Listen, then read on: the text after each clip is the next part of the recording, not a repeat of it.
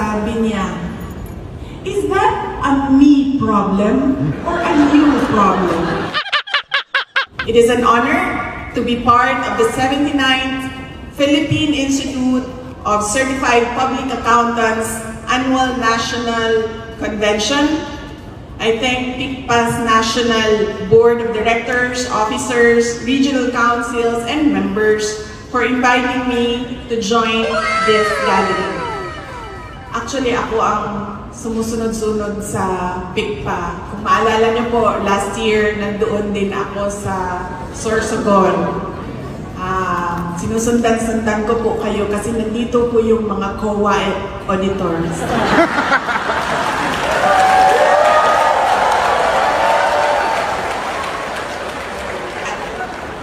Pasensya na po sa mga hindi tiga-COA, pero nakalak na po lahat ng mga pintuan. Hindi na po kayo makakalabas lahat.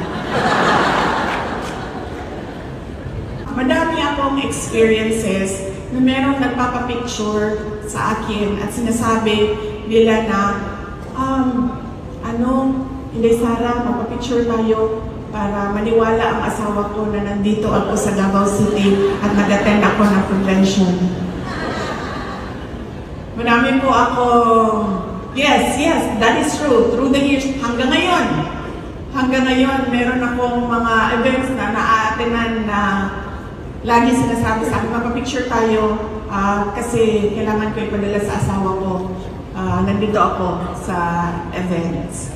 So, sabi ko sa mayor ng Davao City, sabi ko sa kanya, I'm going to the PICPA convention at kailangan nila ng evidence na nandito sila sa Davao City.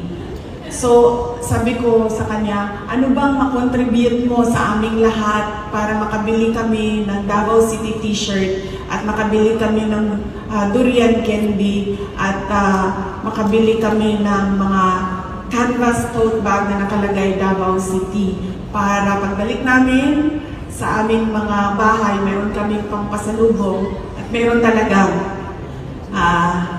evidence na hindi binili sa Shopee dahil may resibo galing sa Davao City.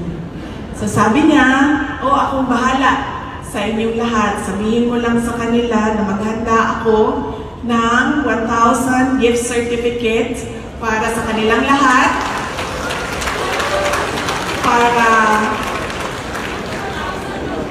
Yes ma'am, 4,000 kayo lahat ma'am. Ang total sabi ng kasama ko, 4.3 million. Hindi po ito galing sa confidential funds na. Oh my God! Huwag ka mag-alala. Huwag ka mag-alala. Yes ma'am. Nakalagay dito, 4,300. Tama? Yes. 1,000 per person. Yes. But truly, it is a pleasure to be with all of you, and I hope I still get an invitation in your future annual national conventions.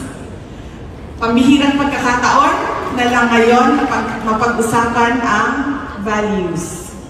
Alam nating mahalaga ang mga ito sa ating, pero parang bihira na lang natin itong matalakay bilang isang komunidad. Sa ating mismong education system, kamakailan lang nabalik ang values education. Matagal nawala o tinanggal ang good manners and right conduct sa ating curriculum.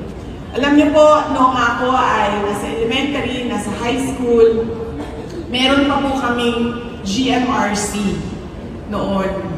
At each year, you are assigned value.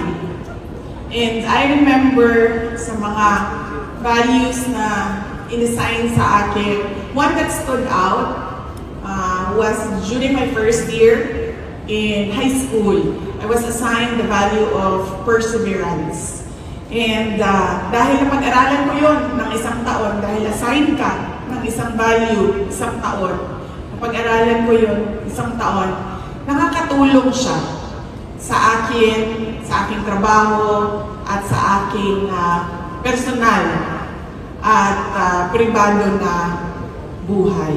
Kaya mahalaga na matutunan natin, hindi ngayon lang kung kailan tayo ay accountants na, kung kailan tayo ay mga abogado na, kundi doon sa simula, 1, 2, 3, 4 years old. Alam nyo, lagi natin sinasabi ngayon, iba na yung kabataan ngayon. Lagi natin naririnig yan.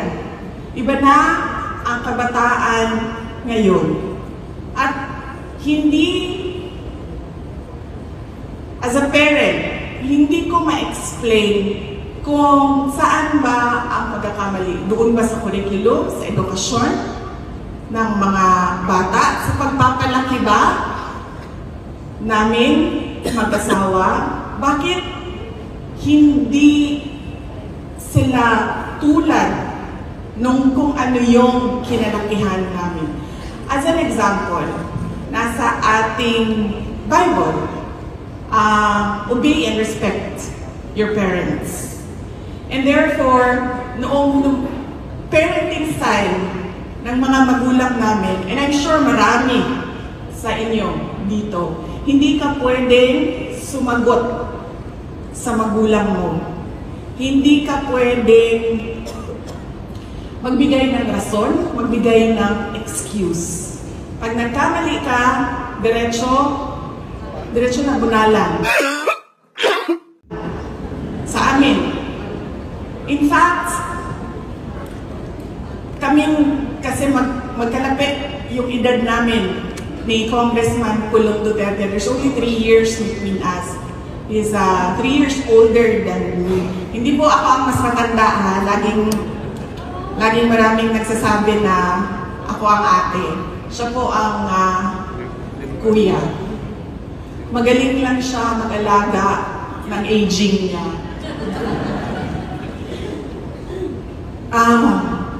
Kanakuway ba? Unsa na sa Tagalog? Ratan.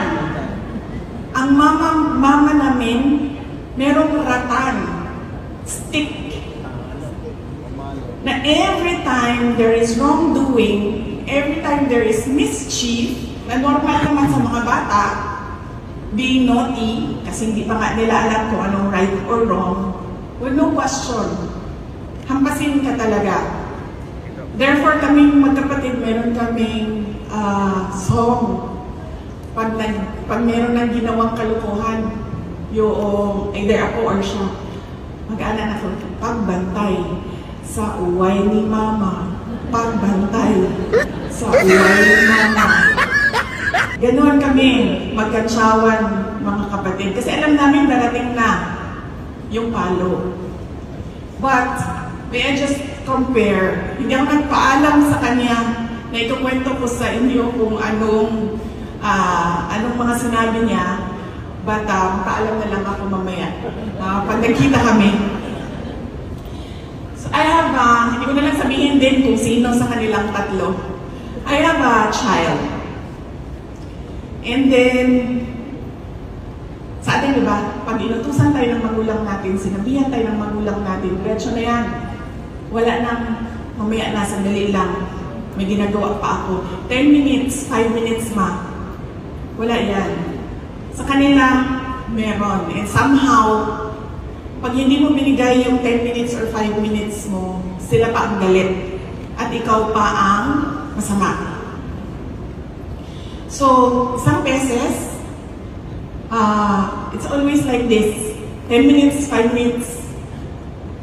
Tapos, hindi naman nasusunod yung 10 minutes, 5 minutes. Kahit gusto ko siya turuan ng value ng isang salita. Sabi ko, pag sinabi mo 10 minutes, pwede ba 10 minutes talaga? Kasi after 10 minutes mo, laging 30 minutes, laging 1 hour.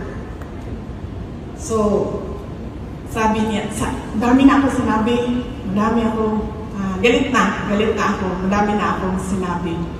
At sa frustration ko sa mga sagot niya, sinabi ko sa kanya, huwag mo akong sagutin. Dahil alam mo, may hiwa itong tiyan ko. Gusto mo makita ngayon?